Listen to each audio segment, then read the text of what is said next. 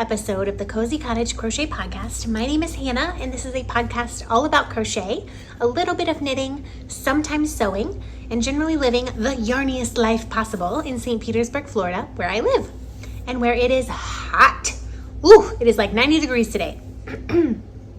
I just stuffed my face with a peanut butter jelly sandwich because I was getting a little hangry, and I'm so excited to talk to you. You're gonna have to forgive me if I get a little rambly and a little tangenty this episode. I have worked on a few projects, and I have so much to cover.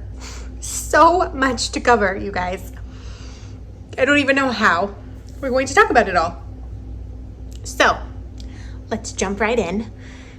This is probably, at least to me, the most exciting episode that I have had so far in all 3 years of podcasting, and you will see why later. Now, if you're looking for me anywhere on the interweb, you can find me as the Cozy Cottage Crochet. I'm on Instagram and on Facebook and on the Ravelry group for this podcast. The Cozy Cottage Ravelry group is directly down below, linked, and you can find me there. And before we talk about what I have been working on, I have some prize winners to announce because the second quarter is officially over. Can you believe it's June? It's June 10th right now when I'm recording this. You guys are going to see it a couple days later on Saturday, but holy cow. I feel like with everything going on this year, it definitely does not feel like 6 months has already passed. It's crazy to me. So I have drawn the second quarter prizes for all 3 of the make-alongs that I am hosting or co-hosting. So we're going to go through those quickly and then we will jump in. Now, the first make-along I'm hosting is the Year of Classics 2020. That is to make any garment or large accessory like a shawl, etc., that will fit in your wardrobe and that you will actually wear instead of making something that's just going to sit there and not fit you and make you sad when you look at it. So I use a random number generator for all of these prizes. So I'm just going to read off what you have won and then show you your prize. So for the Year of Classics second quarter winner, it was post number 179, which is Andy Williams 08. I believe your name is Andy. She made the most beautiful, like flowy kind of cardigan. It's like more of like a kimono style cardigan. Not a kimono, but just that kind of shape. And I thought it was beautiful. And I definitely put it in my queue because I think I may have to make it. So the Year of Classics, what you have won is a popcorn box full of yarn. I reuse all the packaging that I can get my hands on. So anytime anything comes to me in the mail, I try to reuse it. So you have won a box of yarn. This may end up being a bag of yarn in a flat rate, depending on how expensive it is to mail. So in here is a Crochet Luna pin that says From Stash. And you are going to get a ton. In fact, this is 5 of them. There are 4 more pink ones. So 7 pink and 2 gray, which will definitely be enough for something else, like a garment, a blanket, etc. So this is 900 grams of Lion Brand 24/7 cotton. This is the colorway Rose, and of course the other one is Carbon. I was gonna say gray. It's not. So I actually made a garment out of this, and I really liked wearing it. It was very lacy. It weighed quite a bit because this is quite a dense yarn, but I really liked wearing it, and I wore it out. So you have won an entire 900 grams of yarn. I will send you a Ravelry message. The second winner is for the Mission Impossible Mal, which is a year-long make-along, just informal to make anything that really challenges you. And the post that pulled up in the random number generator made me laugh because it was post number 151, who is Maggles 42389.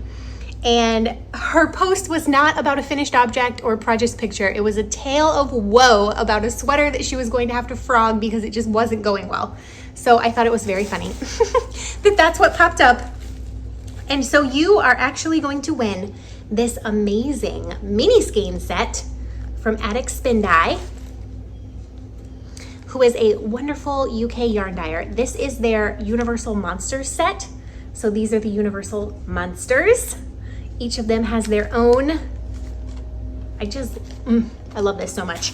And I'm also going to include a pamphlet for Ehlers-Danlos syndrome, which is a connective tissue disorder. It's very painful and it's usually not thought of. A lot of people have it, but it's not thought of by the doctors. So they're trying to raise awareness for that. Plus I'm including this little pin that says I am loved, and a Big bin pin because this yarn is from the UK. So you will get this adorable and amazing mini skein set. I'm very, very happy that it is going to you. And then there is the Wizarding Mal 2020 third quarter prize, which I have the FO thread. Claudia of Crochet Luna has the works in progress thread, or the chatter thread, I should say. So we're each drawing prizes. I drew a second quarter prize from the FO thread, and the person that I picked, or that came up, is number 51, Melissa, who is Mad Ninja Hooker. Melissa, you have won more stuff for your sock adventures. And she made this is a sock and sewing make along, so you can make socks, or you can make project bags, or you can make both. And she made the best, a really, really beautiful project bag. So what you have won is a ball of sock yarn to continue your sock adventures. This is Hobie Yarn Siberia in the colorway Tundra. It is a 75-25 wool nylon blend. And I have no idea how it will work up, but I like it. You have also won a crocheted Luna pin that says, "Aspire to inspire love." And you have won a mug from Hobie Yarn. It says, "Knitting is hygge." Hygge. How do you say that word? Hygge, I think. So it's like a little teacup. And the thing I like about this teacup is it has a big handle. For such a tiny cup, it has a big handle. So you have won this. I will send you a Ravelry message as well. And then finally, I completely forgot that the second quarter Instagram prize for this Mal belongs to me. So I drew the winner, but I don't have what you are going to get in the mail because I haven't picked it out yet. So you are going to get a surprise in the mail. And the Instagram winner is Lori, who is a lovely person, and she has a podcast of her own called the Lori Lulu Podcast, and it is Lori Lulu 327 on Instagram. She has won for the Instagram prize. So very exciting. Keep participating. We have the 2 informal make-alongs and then the Mission Impossible Mal going on. And I can't believe it's June, but it's all very exciting. Also in the mail, I'm going to show this now because Lori is going to get one of these. Special edition Crochet Luna Wizarding Mal 2020 pins. We have our own pin for this make-along. I am head over heels for these pins. It says Wizarding Mal 2020, the Cozy Cottage Crochet and Crochet Luna, and it has 2 little owls, 2 little head wigs. Oh my God, they're so pretty. So Lori, you will be getting one of these, and I have a couple more that I will be saving for later prizes for that Mal. If you would like to look at any of Crochet Luna's pins, I highly recommend them. They're really reasonably priced, and they're just so many and such a beautiful variety, and she's always coming out with new ones. I'm gonna leave a link to her Etsy shop right down below because you should support her because she's amazing. Now, time for the first exciting news of this episode. I have a finished object, and you may notice it if you were watching the last episode. It is this cowl that I started in the last episode, and it is finished now, and not just finished, but finished. It has been washed, blocked, the ends have been woven in, and that's not all. The pattern has been written up and is released. What? I've never written a pattern so fast in my life. This is, and I'm gonna take it off to show you. Woo, crazy hair now. Oh, I love it so much. This pattern is available. This is called the You're Not Alone cowl. The You Are Not Alone cowl, and it has this amazing texture that I cannot get over. The yarn that I used for this is Red Heart Chic Sheep, which is the Marley Bird yarn, if you know who that is. In the colorway Velvet, I had 2 balls of worsted weight, and I have this much left of 1 ball. So you should be able to get this out of, let's see how many yards. This is 186 yards, so probably 350 to 375 yards of worsted weight yarn. This is 100% merino wool, and it's so plump, so squishy, so lovely. And the Chic Sheep yarn, regular price, I believe it's $10 a ball. However, you can always use coupons through Red Heart and through Joann's. So this could definitely be much cheaper, especially if you order it from joanns.com.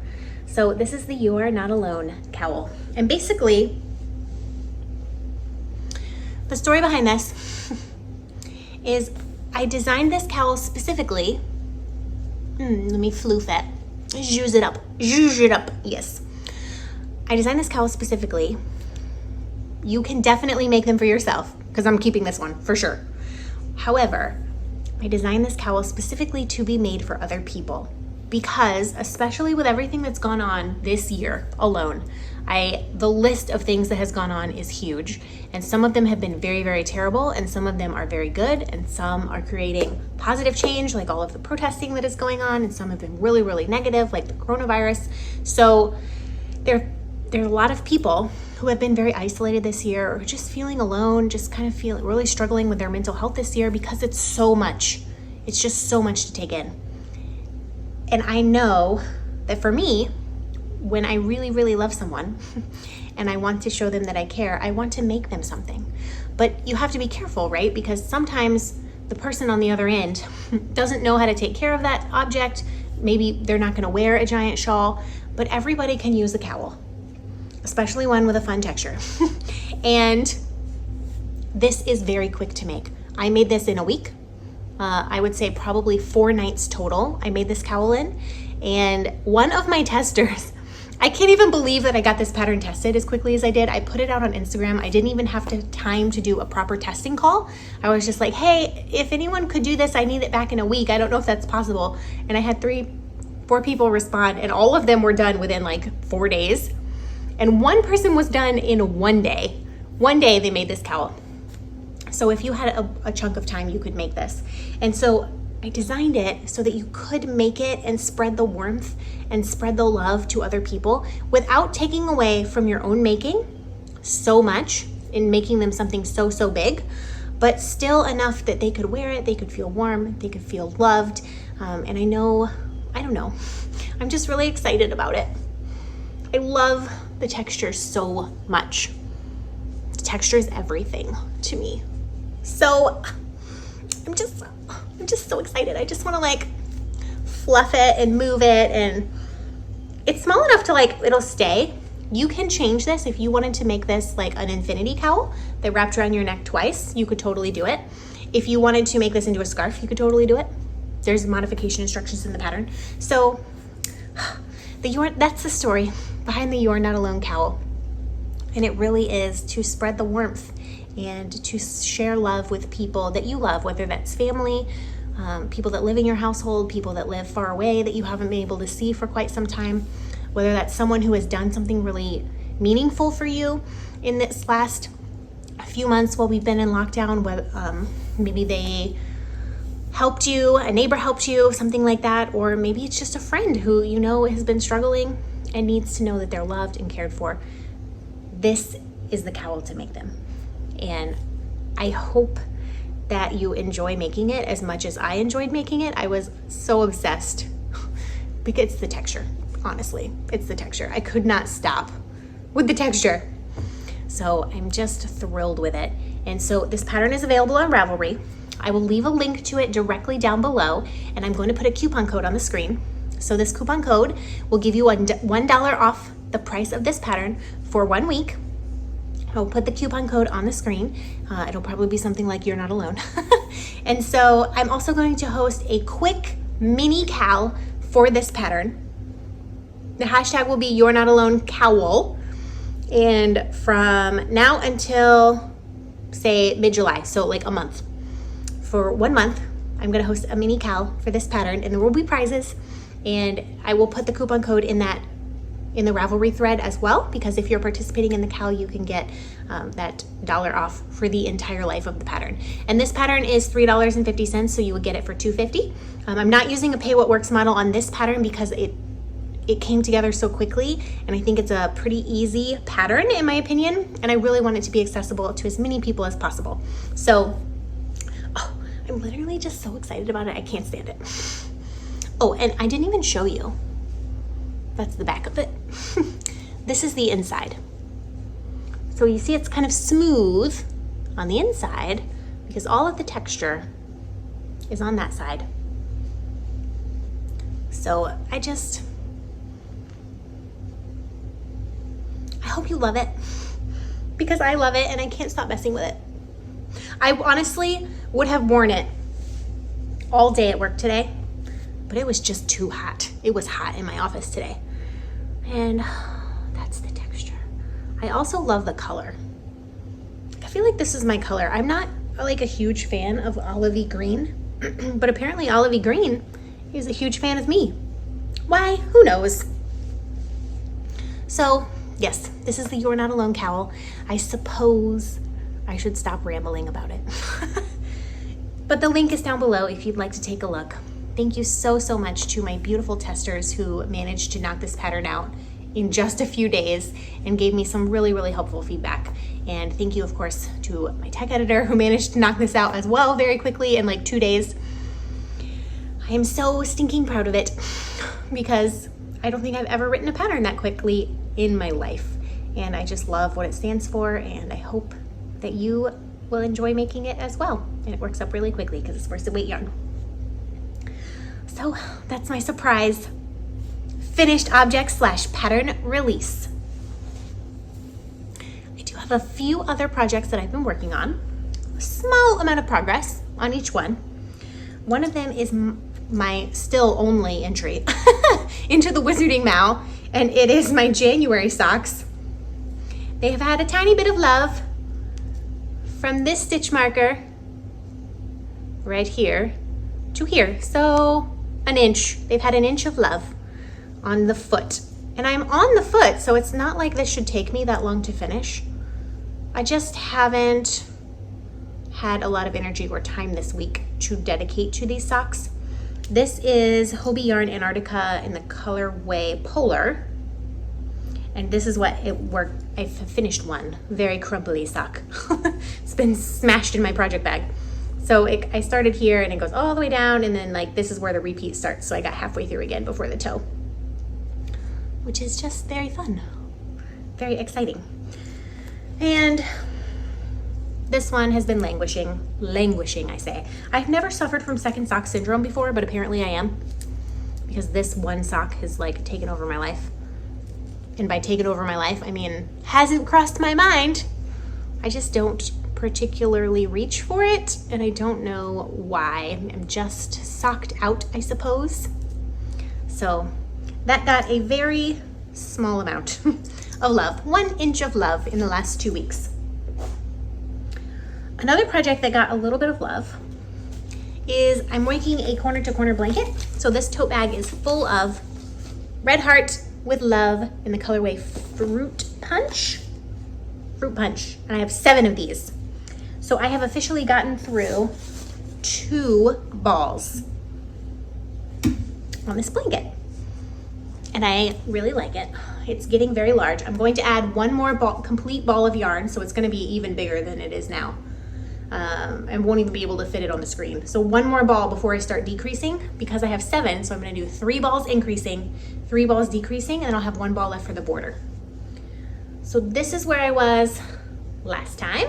So I've done all of that, which is about half of the ball, honestly, I think, because it's getting bigger every row. And it's very stiff, but once it's washed, it's going to be delightful. Because really acrylic, it goes through the dryer and is fabulous once it goes through the dryer. So just working on this when I get a chance, slowly working on it. Enough to get half a ball done. The last project I've been working on, water break. I shouldn't say the last project, because I did pull out my sewing machine for the first time in ages. I pulled out my sewing machine, and I didn't bring what I've accomplished over to show you because it wasn't much. I went through my fabric stash, which by fabric stash I mean like I have like this much fabric. It's not much, but I did have some project bags that I had cut out previously and never did anything with. So I was going through those and trying to finish them up. So I finished 2, and I have a few more that I just need to piece together. And so what I will be doing, hopefully I'll have a little more progress on that next time to show you, and then I can go over what I've done in the project bags, because I only finished 1.5. And there's 4 more in the stack that were already cut out. So I have touched my sewing machine, but for only like maybe an hour. But it's out on the kitchen table, which it hasn't been out in literally since last year sometime. I haven't touched it. So the fact that it's even seeing the light of day is a miracle. But I have one more crochet work on progress, and it is living in my new favorite bag of all time, which is a Mrs. Brown crochet bag, which was a lovely gift from a lovely person named Amanda. And what is living in here is a new design that I finally feel like is working. This poor yarn. This is yarn on the Prairie yarn. In fact, I took the little tag out so I could show you. Yarn.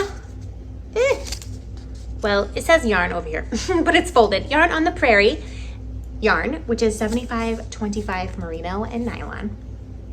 462 yards for 100 grams. It is a fingering weight. As you can see from this one, all of this, it's like got a donut around it. All of this yarn has been frogged multiple times because I kept trying to figure out what to do with it. And I kept like getting halfway through and then being like, it's just not perfect for this yarn. And then I would frog it and I'd try something else. So I'm actually very impressed with how well the yarn has held up. It's got a slight halo to it now, but it's not pilling, it's not breaking, it's not splitting. And this yarn has been through a lot. So this is the colorway Electric Blue, and this is the colorway Voltage. And as you can see, this ball is smaller because it has had some love. So I'm not very, very far, but I am a little bit far. So I'm gonna turn it this way so you can see it. I am working this in a spiral. It is going to be a cowl design. And I just want to show you the texture. I love it. I love the texture. So I have been keeping track of my progress every time I sit down to work on this. So the last time I sat down to work on it, I got 2 rounds in. So I'm just kind of moving that up a little bit.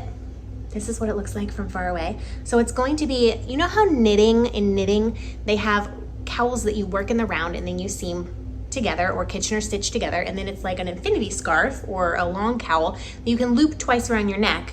But it's not like there's a front and a back. The thing is worked in a spiral. That is what this is going to be. So I just love it. Love it, love it, love it. I love the texture. And that's what I knew this yarn had to have, was some texture, because it's so plump and squishy. And I just keep like pausing to like run my fingers on it. I'm like really into texture right now. Just do this, and then a little bit of this, and then a little bit of this. So if you're into texture right now, this will be the pattern for you. I don't have a name for it yet. And it will be this color, and then I'm gonna be switching to blue in a different stitch in a little while. Probably another 8 rows, perhaps, 8-ish rows. I have to weigh, see how much yarn I have left. So I'll be doing a different stitch, but I'm just very happy with the texture of this yarn, and I'm very happy that it's finally getting the love it deserves. Of course, this one works up much slower than this one because this is fingering weight, and this is worsted. So fingering weight is my favorite weight of yarn, hands down, because it is the most wearable in Florida, for sure. And it makes just beautiful, beautiful, drapey, wonderful things. However, there's nothing quite like the quick satisfaction of a project in a few days. Now, is there? This one definitely has, I mean, I've been working on this for 2 weeks, and that's how far I've gotten. So I'm really excited about this. And hopefully I will have more love. Hopefully I'll be in the blue next time I show you that project. I'll be in the blue yarn. Okay. I got a little bit of happy mail, and this is from a lovely viewer of this podcast named Kim, who I kind of traded some yarn with because I am going to be making, once the pair of socks is done, I will be using some special Harry Potter yarn for the Wizarding Mal. It will be for, I believe, August's prompt, which I think is House Cup. I'm pretty sure that's August. And I obviously am a Hufflepuff, obviously. So I have Hufflepuff yarn that was a lovely gift from a lovely person named Lydia, and I wanted to have black toes, heels, and cuffs, but I do not own any black sock yarn. And I turned my whole stash upside down. I was like, surely I have like a mini or a scrap or something. No black sock yarn anywhere. So I put on Instagram, like, does anyone have any black that I could like buy from you or trade you or that you're not using? So she sent me 25 grams of this black Serenity sock, which will be perfect for heels, toes, and cuffs. It has a little stitch marker on it that says Courage. And then she also sent me a Premier Serenity sock in purple, which, delightful. And this will definitely be used. And it has a beautiful little stitch marker that says love. And now that I'm looking at this, Kim, did I even write you a thank you note on Instagram? This week has been so crazy. This came in either Friday night or Saturday. This came in the mail to me. And I feel like I didn't say thank you properly. So I'm really sorry, but I'm really appreciative. And I traded her some gray yarn that she needed for some heels and toes and cuffs. So it was perfect. It worked out. And I'm just really, really thankful. Thank you so much, Kim. At some point when I finish that sock, I will be able to finally move on from those socks and start the Hufflepuff socks, which I think are gonna make me really, really excited to do. Okay, that is all the yarny content I have. Now, I have something else to tell you. And it is, what I'm going to say is that it's not really yarn related, but it's very, very personal. And so what I'm going to do is give you I'm going to just put out a trigger warning right now. So if you're feeling like especially emotional today or something like that, you may want to, I will leave it up to you as to whether you want to keep on watching. This may hit a nerve or hit a button for you emotionally, because it definitely does for me. And so I'm just putting that out there. But the only thing I would ask is that if you are going to continue to watch right now, that you will watch to the end. Watch till I'm done, because I am going to tell you about what has the biggest WIP of all time, perhaps in my life at least, what has been taking up all of my energy and a good amount of my time over the last while. And it requires some explanation. So, without further ado, I shall jump in. So, if you have been around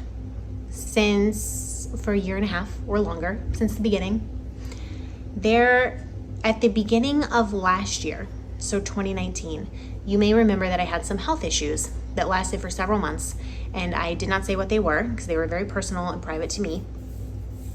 But I missed a couple of podcasts. I had to go to the hospital several times, and in the end, everything was fine, but it was a very intense experience for me. So I am going to share with you what happened and kind of what's happening now. So at the end of 2018, in fact, 2 weeks before Christmas, I found out that I was pregnant, which is something that I have always wanted. My husband and I had been trying, but it had been, almost 2 years, a year and a half, almost 2 years, and nothing had happened. And then randomly, I got pregnant. I suppose not randomly, but I did get pregnant. It was like 2 weeks before Christmas. And I was so excited. I couldn't even I remember taking the pregnancy test in the bathroom at work and then just sitting on the floor in the handicap stall because there was no one else in there and just crying my eyes out because we had been trying for a while and it finally had happened and I was so excited. So I managed to keep it a secret until I got home that night, and I had stopped at Target on the way home and I got these tiny little baby socks and I gave them to my husband in a little box, and he opened it and he was like, really? I was like, yes. And it was really exciting. And then a week later, I knew that something was wrong. And I'm gonna try not to get super graphic, but I had a certain pain in my side. I would say kind of in between my ovary and my uterus, and it was really sharp. And I was bleeding a little bit. So I called my doctor. My doctor was like, I hadn't been to the doctor. I hadn't been to an OBGYN yet. It was too early. They were like, we'll see you in a month, So I called my doctor. He sent me to the hospital immediately. So I had 1 week of being pregnant, essentially. And at the hospital, they couldn't see anything. They couldn't tell anything. I was at the hospital and I was like, they were like, we think you're having a miscarriage. And sorry, I'm going to get emotional. I thought I'd be able to talk about this. This is why I haven't shared it before, because it's still very, very intense, I should say, even though it has been a year and a half. So I went to the hospital. They were like, okay, we can't really tell what's going on, but it seems like you're having a miscarriage and your body should take care of it. I want you to go to an OBGYN tomorrow. So I found one. They squeezed me in the next day. They're like, okay, your body will take care of this naturally. Most likely, we're just going to monitor you. We're going to take your blood for the next few weeks. And so they did that. So Christmas was really, really difficult. And I love Christmas. Like, Christmas is my favorite time of year. I love the lights and the music and the family and the decorations and the presents. I love everything about Christmas. And it was not a lovely Christmas for me because all I could think about, honestly, was that we were losing a baby. And so Christmas happened, still getting my blood drawn, and the numbers were going down. They were measuring a hormone level. So the hormone level that basically says you're pregnant at the beginning, they measured it and it was going down and going down and going down. So I believe that New Year's Day was a Sunday, perhaps. And I went on Friday to have blood drawn. Then we had New Year's Eve, which I don't remember what we did, but I remember having a good time. And then on New Year's Day, we went out with some friends to a local restaurant called Dat's, which is like the most unhealthy food you could possibly eat. It is so delicious. They have like mac and cheese balls, chicken and waffles. I always get the chicken and waffles. Although every once in a while I get the short rib and grits. Oh, so good. So we went there, we ate, we like stuffed ourselves with food because I was just like, you know what? It's a new year. This is going to be okay. We'll try again. Everything is working. We get home. I was home at like 2 p.m. I pulled out my sewing machine. I was sewing. And I got a phone call from my doctor, which I didn't hear because I was sewing. And later, my doctor texted me. And so then I called back, and the voicemail they left was like, please call me right away. We have your results. And I was like, well, that doesn't sound good. So I called back, and it was like the on-call nurse. And she was like, your number has spiked. It's like tripled since the last time we measured it. You need to go to the hospital right now. And I was like, right now? And she was like, right now. And I was like, what? Can I go tomorrow? It's New Year's Day. Can't I see you in the morning on Monday? That's why I think it was a Sunday, because I remember being like, can't I just come into the office and see you on Monday morning and not go to the hospital again? And it's so expensive. And like, what are they going to do anyways? And she was like, no, you have to go to the hospital right now. This is life-threatening. And I was like, what? Like, freaked me out to the extreme. So I like got off the phone, and my husband came around the corner and he was like, what's wrong? And I was like, apparently we have to go to the hospital. And I had enough foresight to be like, okay, it's probably not as much of an emergency to the hospital as it is to me. So I remembered to pack some yarn, which I didn't use, but I had some anyways. I had my knitting. I changed so that I was wearing yoga pants because I was like in shorts. I was like, it's probably gonna be cold in there. So I put yoga pants on, I put knitted socks on and some boots. I put like my comfiest clothes on. I grabbed a bottle of water and I grabbed some snacks because I was like, who knows how long we're gonna be there. So we pack up, we go to the hospital. We are there from like, I don't know, 10 hours, something like that in the emergency room. We were there so long. And I got poked and prodded, and it was horrible. Although I will say the people at the hospital were wonderful. But I had more than one ultrasound. And when I mean ultrasound, I don't mean the one that's like on your stomach, like seeing from the outside. I mean the one that goes up inside you. I did not know that something could go that far up inside your body. Holy cow. It was so uncomfortable. And at the same time, I was in a lot of pain. And when the doctor called me, she was like, aren't you in a lot of pain right now? And I was like, yes, I am in a terrible amount of pain.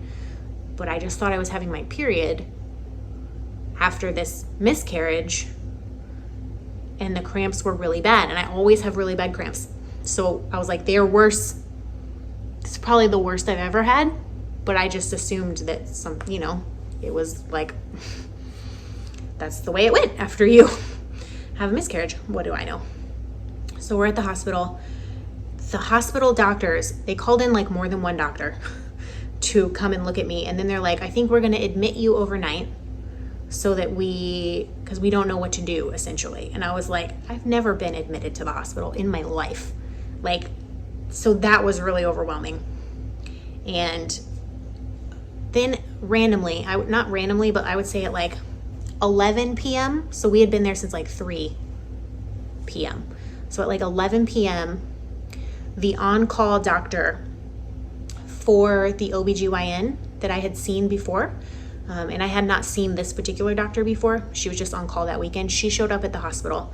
She did her own exam, and she instantly had a plan. And she was like, okay, we are not admitting you. I can tell you exactly what's going on. We know what's happening. We know what we need to do. She was like literally the best. She was like an angel.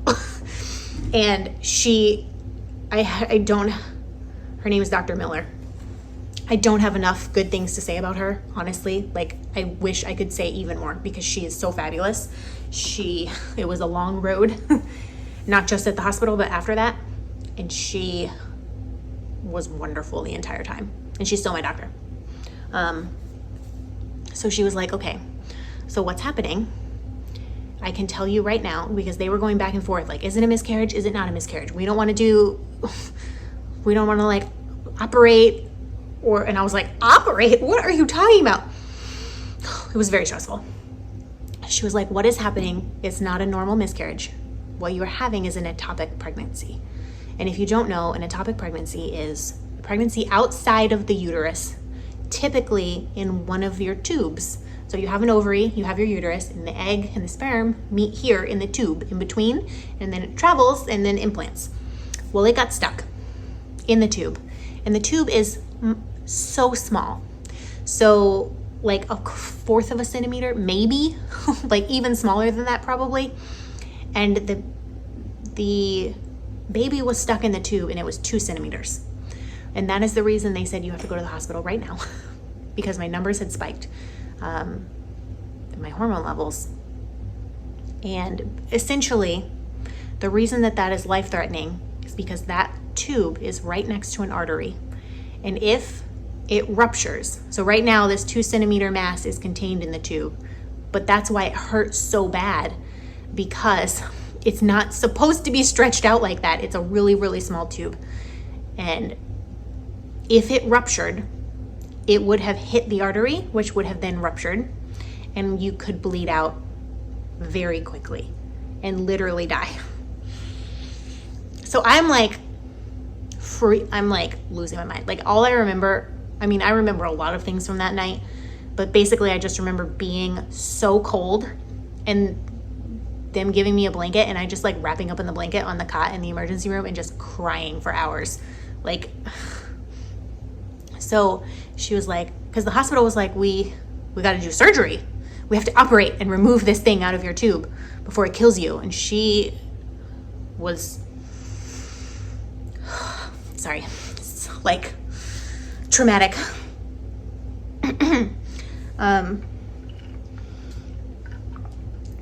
Dr. Miller was like, okay, we could operate. However, I want to do everything we possibly can to not operate on your tube, because that will potentially reduce your ability to get pregnant in the future and to have a family. And if we can't repair the tube when we operate, that's 50% chance gone. So what we're going to do instead is we're going to give you an injection of a drug. It's basically a type of chemo drug that dissolves quick growing cells like a fetus. So I actually got to be discharged. It was like quite a process to get that injection. It like came down from the cancer lab and like with a specific person, and the regular ER nurse couldn't do it. And so my doctor had to stay until she could sign for it and give me that injection. And she was like, you're gonna feel awful. This injection is going to make you feel awful. And I was like, I already feel awful. Like, I'm in so much pain. And now you're telling me like I could die from this.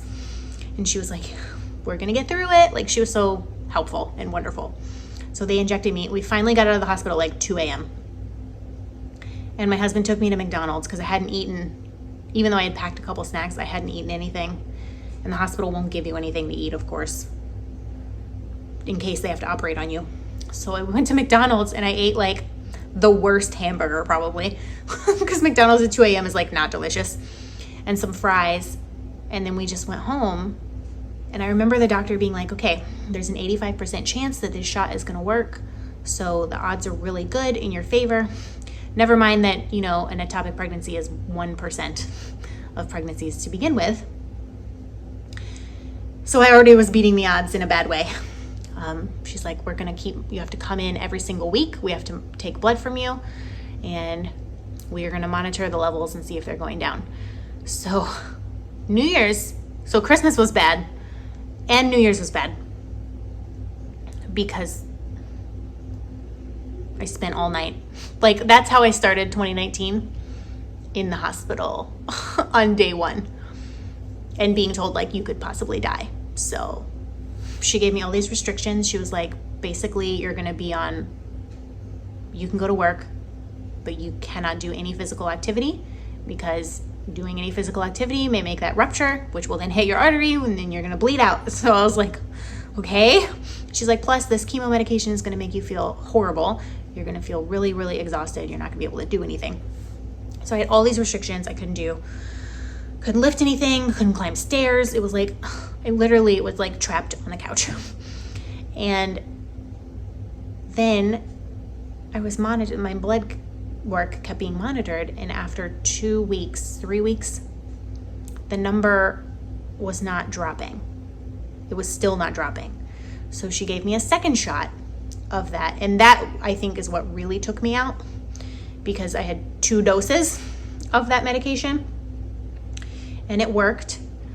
It did work, but it was not a quick process, and I'm really grateful for the process because I was not operated on.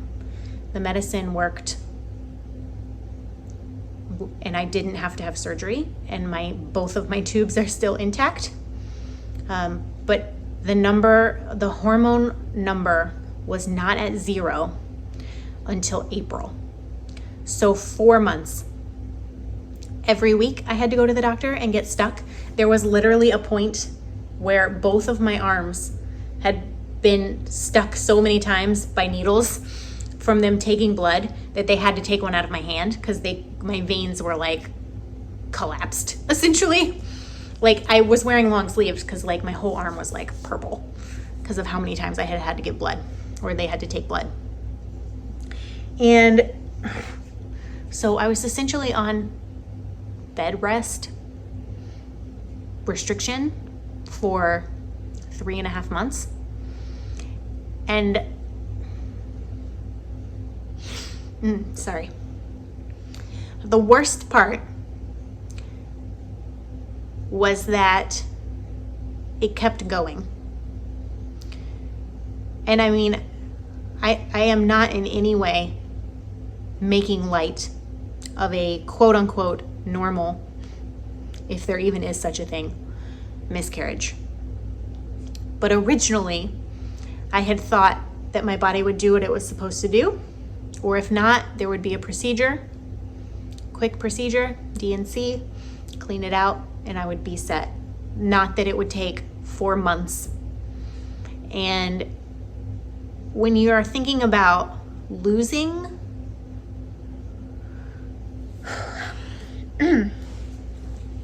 sorry, I'm trying to do this. When you're thinking about losing a child, even one that's small, that you really want, the worst part for me was having to go through that for such a long period of time. Like, there was no point in those months where I could be like, okay, this is over. Now I can start new. Now I can start over. I didn't get that until April, until near my birthday, which, what didn't make for a great birthday, honestly. And of course, we were not allowed to try again for quite some time. I think 3 months since the last shot I had, so that would have been around April as well. Because you don't want to like have a baby with 2 heads, I guess. You can't try to do that when you're on chemo, essentially. So that was the worst part for me, was that it just kept going and going and going, and I couldn't do anything, and I was like on rest restriction, and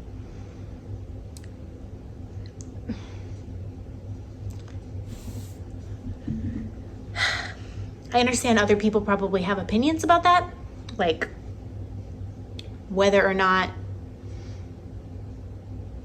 I should have been as upset as I was.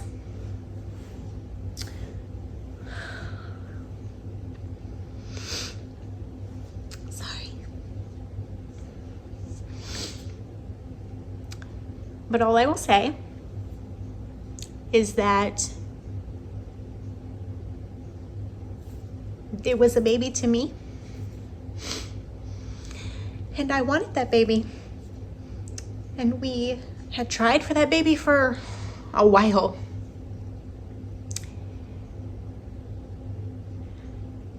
And I don't think anything in my life ever has gotten me the way that got me.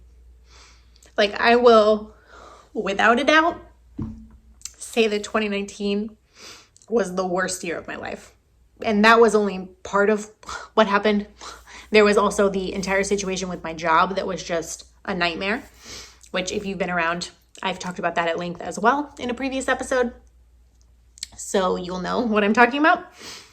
And I feel like I've had some pretty bad years in my life. Like 2016 was also pretty rough, but nothing held a candle to 2019. And especially the first half of the year. And it literally got to the point where my anxiety was so bad. And I've talked about this before, but my anxiety was so bad, I couldn't sleep. Like, I would wake up in the middle of the night, like basically having a panic attack. I was anxious all the time. It was just like ruining my life. So I eventually admitted that I couldn't handle it anymore, and went to therapy, which honestly was the best choice I have ever made, because it was a lot of work and it was very difficult and very emotional. But the only reason I'm able to talk about this with you right now is because I went to therapy, and I had a wonderful counselor who helped me work through some stuff. The reason I didn't share this before is not because I think that you guys are going to say hurtful or harmful things. It's literally because I could not. I couldn't talk about it. I couldn't even think about it without like melting down. So it was impossible for me to share. And I know this is why I gave a trigger warning, because this is a really emotional subject. I know that statistically, 1 in 4, 1 in 5 pregnancies ends in a miscarriage. So this is something that women have carried the weight of for centuries, and it's simply not talked about. And it should be talked about, because that's the only way that you can find healing. However, I understand why you can't talk about it, because I couldn't. I'm still like having a hard time, and it's been a while. It's been a year and a half, and I've had a lot of therapy in between now and then. And I just honestly on Monday, a couple of days ago, had an appointment with my therapist via Zoom and told her, because she told me I didn't need any more like 4 months ago. And I was like, no, I do. Don't leave me. And I was like, actually, I think you're right. Like, I don't want to give up talking to you because I enjoy talking to you and you really help me, but I do think I can handle situations. My anxiety is not like it was. I do have the tools. My life, I'm not overwhelmed all the time. I can talk about it without it ruining my life for days. So even though I'm a little emotional right now, like, let me tell you, this is like 3% of how emotional I was a year ago about this. So the reason I did not share, and I just said I have health issues, it's personal, is because I physically, mentally couldn't get the words out.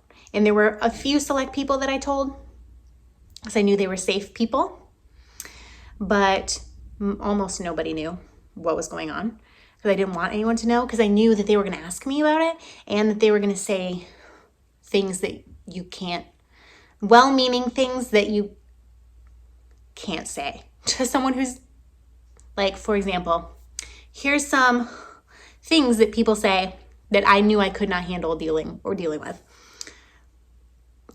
You can try again. Okay, not helpful. I wanted that baby. It will be okay. First of all, you don't know that. Literally, they're telling me I could die from this. So you don't know that it will be okay. And right now, it's not okay. It freaking blows. Like, someone told me it was going to be okay, and I kind of went off on them a little bit, and I hope that they never tell me that again. Tell another person that again. You can always have another. Not helpful. Just, it will get easier with time. Not helpful, right? These are all statements that are not helpful when someone's really going through a difficult time. What I needed to hear from people was, I'm here for you. Is there anything I can do?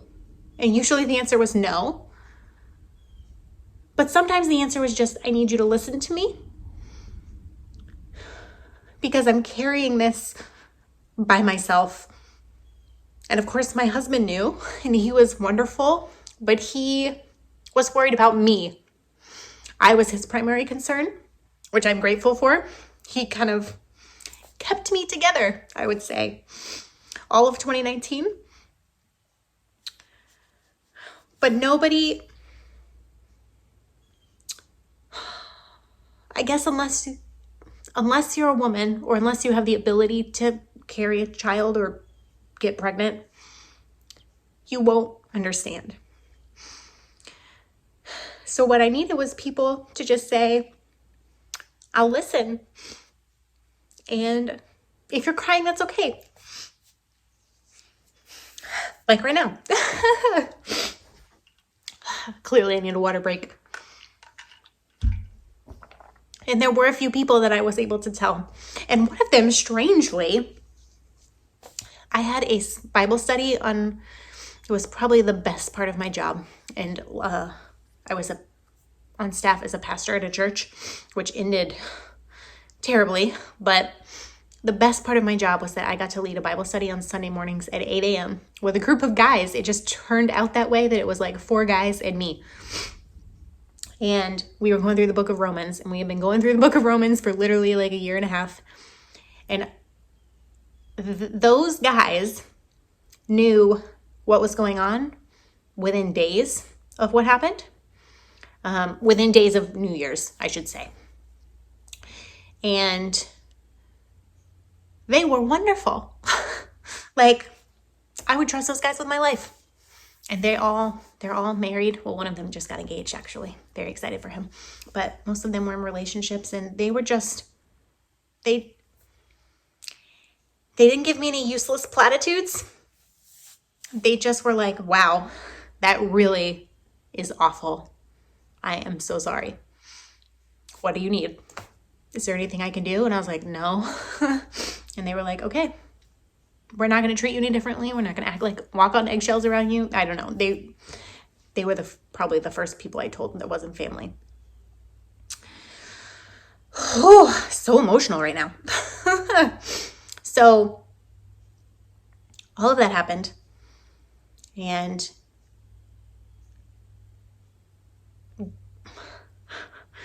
it just affected me the way nothing has ever affected me in my life. And I honestly didn't even think I would get to the point where I could talk about it. Like, that seemed so far away for me. But I went to therapy and that was wonderful and exhausting and very hard. There was literally one time after a session, we did EMDR, which is what you do with like post-traumatic stress disorder people that have been through a traumatic event, like soldiers and stuff like that. You do this process called EMDR to kind of reprocess your brain, to help your brain not be so emotional about a certain thing. And I remember after one session, because certainly it was a traumatic experience, the whole thing, that I've literally felt like out of body. Like, I was so tired when I was driving home, but I was wide awake and I felt like I was like watching myself. And I literally got home and it was, I want to say it was like January or something. Maybe it was December. I don't know. It was like I just put on my warmest coat and walked for probably only 2 miles, but I walked until I literally felt like I was about to fall down. I was so tired, and then I just passed out in bed for 12 hours and woke up and had to go to work the next day. So it's like really serious brain work that you're doing. Worth it though, because now I'm able to have a conversation about it, and I think that that's helpful because a lot of women deal with this, and you need to know that you're not alone. So what I want to say is, if you've been through this, you're not alone. There are probably 25% of women, if not more, maybe 50% of women who have had a miscarriage in some form or another. And there's nothing wrong with you. You're not broken. If that has happened in your body is not broken. And that's something I had to come to terms with, because that was one of the really difficult parts for me. Is I was so angry at my body for not doing what it was literally designed to do. I'm like, you're killing me. Like, come on. And I had to forgive myself and forgive my body for what had happened to it and take care of it, because it had been through a trauma too, not just my brain. And I would say for months after, probably till the end of last year, I occasionally had pain in that same area. And I don't know, like, I feel like it took so long for my hormones to balance back out. I was a crazy person, a little bit. But they eventually balanced back out. I got some help, got some counseling. And then we, of course, started launching this different church, which is inclusive and affirming of the LGBT plus community, as well as all people. We want to make a safe space for all people to explore their faith. And our official first Sunday was on March 1st. That was our grand opening. And that was the first day in a year and 4 months that I felt like I had any hope. And that's what I said all of 2019. I just wish I could have some hope again. And that day I felt like I did. And I feel like I talked about that on the podcast as well. But what's crazy to me, I have to get through the rest of this, is that happened March 1st. And then the coronavirus happened. And by the end of March, everything was shut down. And everything still is in some form of being shut down. March 1st is when I felt like I had hope. And in March this year, I got pregnant again. I am just a mess right now. I thought I would be able to get through this. And I didn't know until April. I didn't know until almost my birthday. And it had been a year since we were allowed to try again. And of course, they won't, like the doctor won't look at you for infertility issues until you've been trying for a year. And even though we had been trying for longer than a year the first time, they're like, well, you have to try again for a year. So I was literally like going to schedule an appointment with the doctor to be like, I don't know, can you like see if anything's working? Like, I don't know if this is ever going to happen. It's been almost 3 years. But then of course in April I was like, well, everything's shut down, so I guess that's going to get postponed. And then I found out I was pregnant. And you would think that that is like the most exciting thing. And honestly, I have never been more terrified, because all I could think about was that it's going to happen again. Because statistically, it will happen again. The chances are much higher. Instead of a 1% chance, it's like a 10% chance if you've had one ectopic pregnancy. So before I got to be excited, I mean, I was at the doctor like 4 times. Like the second I found out I was pregnant, it was on a weekend. The Monday I called her, I was in the doctor's office the next day. They took blood. They were monitoring everything. I had like multiple ultrasounds, and they monitored my hormone levels, which were, by the time they started monitoring them, were already higher than they had ever been the first time. And they did 2, 3 of those ultrasounds that are like up in you. And it was, of course, very difficult to see anything because it's like so tiny. But what they saw looked healthy. So at like 5 weeks, all that happened. 4 to 5 weeks. Because they had to make sure it wasn't ectopic again. And strangely, they can tell which ovary you ovulated from. And it was the same one as last time, but this time it made it. So that was kind of like odd, maybe like poetic to me, that she saved my tube, my fallopian tube, and then it did what it was supposed to do and worked properly. But I still couldn't.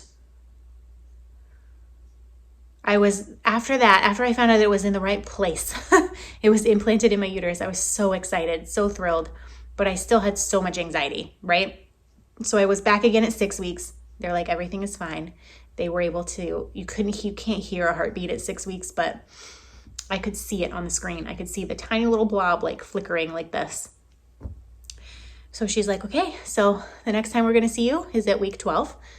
Now that this risk is past, you're low risk, you'll be fine. I don't have any concerns. And I was like, I have so many concerns.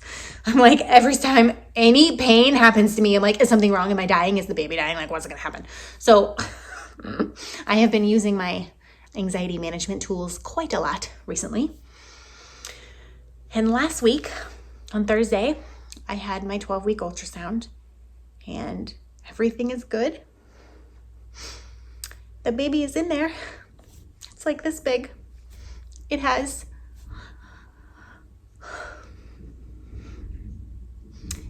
all 10 fingers and toes. It has tiny little arms and legs. It's got a little face, and it is so ornery. When I guess they measure something at the 12-week ultrasound, and when she first put it on my stomach, because this was an outside one now, none of this anymore. No, thank you. It was like kicking and rolling and flipping and like just all over the place. The second she tried to measure that baby, it rolled over on its side and went to sleep, and nothing would make it move. She was like shaking my belly, like poking me here, poking me there, like trying to move the baby around.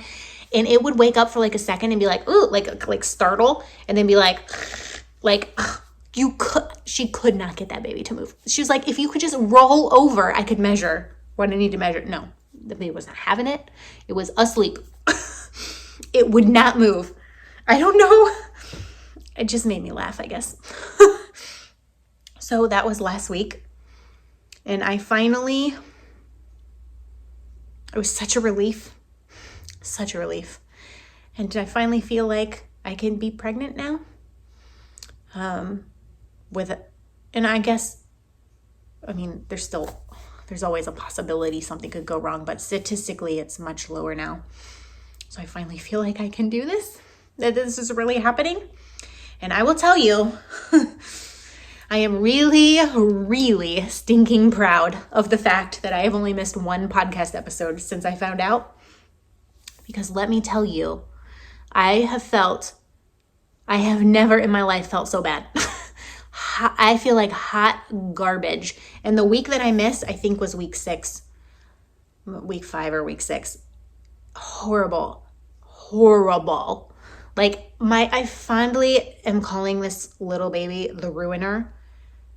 I have never felt so bad in my life. And strangely, I'm not actually throwing up. And I'm not sure if that's because that's not my symptom, or just because throwing up is my least favorite thing to do on the planet. And I will rather do anything. However, the nausea is constant. And my stomach, on top of that, it's not heartburn, especially for the first, I would say, like weeks 5 to 10. I'm in week 12 now. It felt all the time like it was eating itself, like it was boiling, just so much stomach acid, and I couldn't eat anything. It's not that I couldn't keep it down. My stomach hurt so bad. And I would wake up in the middle of the night and be awake for hours because my stomach was like someone was stabbing it with a knife. And of course, I wasn't throwing up, but things were coming out the other end unpleasantly, which it's probably TMI, but hey, I feel like I've already shared way too much with you. So I'm like on some medication now. And one of them, which I've had a hard time coming to terms with, is a sleeping pill. It's Unisom, which is supposed to help with nausea in the morning. But the doctor gave it to me because I wasn't sleeping. I was just awake all night long because my stomach hurt so bad. So at least it doesn't stop me from waking up, but it at least helps me go back to sleep. So I'm not just awake from 11 p.m. until 3 a.m. because I could barely even function. And thank heavens that not that coronavirus happened, but because coronavirus happened, I was able to work from home for 2 months. We had to work from home because our business was closed to people. I don't know if I would have survived in office working. And I probably would have had to because it's not like I have sick time. Certainly not 2 months worth. So I probably would have had to go into the office, but I have never felt so awful. And I'm feeling a little bit better. The nausea is still constant. And if I don't take vitamin B6 every 4 hours during the day, it's bad. But I'm not quite as tired as I was. A, because I'm sleeping, and B, because I'm almost out of the first trimester. So even though my body still hurts all the time, it has been truly horrible. And that's why I have gotten so little crochet and knitting done. But I am so proud of the fact that I kept podcasting. And I know a lot of podcasters who get pregnant quit. And I can see why, but you guys are really important to me. And this is really important to me. And I don't know what it's going to look like after the baby's born. I don't know. But I want to keep doing this. This is something I enjoy and I love. And this is a happy place for me. So I made it a priority to do, even when I would get home from work and be so tired I couldn't even think, which is honestly today. I know I look like I'm all bright-eyed and bushy-tailed. I am exhausted. And as soon as I'm done recording this, I'm going to make myself a PB&J and lay on the couch for an hour. It's 6:30 right now, 7:30, 2 hours, and then go to bed. So that was a very long story. I know this podcast is getting really long, so hopefully you'll forgive me for that. I just wanted you to know what happened, and I want you to know what's happening now, because I feel like you guys are kind of part of my family a little bit as well. And I'm going to have a baby. Whew, I'm gonna cry. It's due in December. December 12th is the due date, which honestly is a blessing in and of itself, because that means only one insurance deductible since it won't be born after December 31st. And before any of you comment and say it's a coronavirus baby, it is not. I was technically pregnant before coronavirus started, before the lockdown in the United States started. And I will show you right here.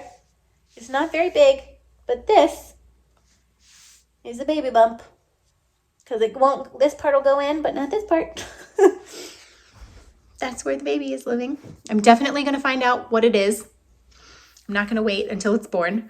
But they want to charge you $300 for the blood test. Holy cow. So I'm going to wait till week 20 or whenever they can see it. I haven't made anything for the baby, and I think that that was kind of a coping mechanism for me personally, because even though I wasn't consciously thinking about it all the time, I think subconsciously I was just so afraid that it was gonna go badly, that this baby wouldn't make it either, that I didn't want to make anything for it because I just couldn't. I couldn't do it. So now I feel like maybe I can. I just don't know what.